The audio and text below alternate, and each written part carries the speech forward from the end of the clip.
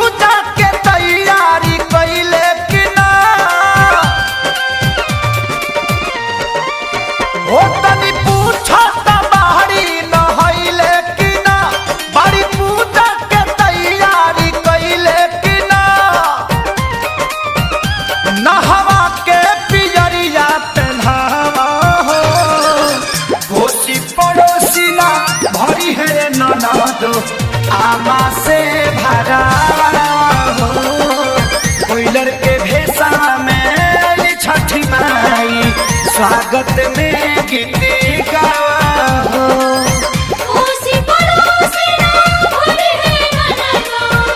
आमा से भरा हो कोयलर के भेसा में छठी माई स्वागत में गीत गावा हो जय छठी माँ जय छठी माँ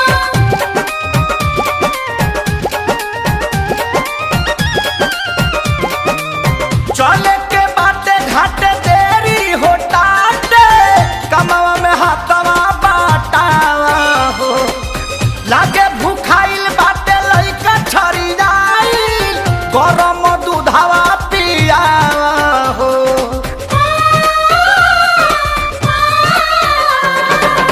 चले के बाटे घाटे देरी हो टाटे कमावा में हाथवा बाटावा हो लागे भूखाइल बाटे लइका छरी जाई गरम दूधवा पियावा हो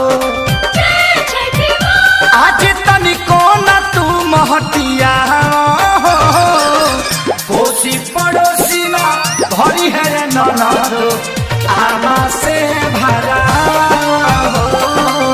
कोयलर के भेसा में छठी माई स्वागत में गीत गावा हो कोसी पड़ोसी ना भरी है ननद आमा से भरा हो कोयलर के भेसा में छठी माई स्वागत में गीत गावा हो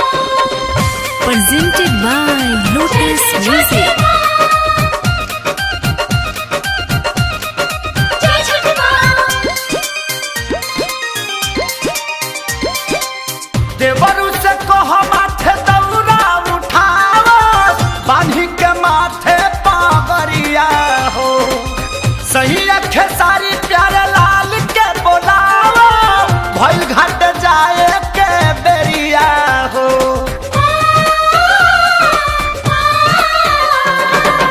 देवरु से कह माथे दौरा उठावा बांधी के माथे पागरिया हो सही अखे सारी प्यारे लाल के बोलावा भइल घाट जाए के बेरिया हो जय छठी माँ भवन पंडा के नेवता पे ठावा हो कोसी पड़ोसी ना भरी है ननद आमा से भरा हो कोयलर के भेसा में छठी माई स्वागत में गीत गावा हो कोसी पड़ोसी ना भरी है ननद आमा से भरा हो कोयलर के भेसा में छठी माई स्वागत में गीत गावा हो तनी पूछा त बाहरी नहैले कि ना बड़ी पूजा के तैयारी कैले कि ना नहवा के पियरिया पहनावा हो कोसी पड़ोसी ना भरी है ननद आमा से भरा हो कोयलर के भेसा में छठी माई स्वागत में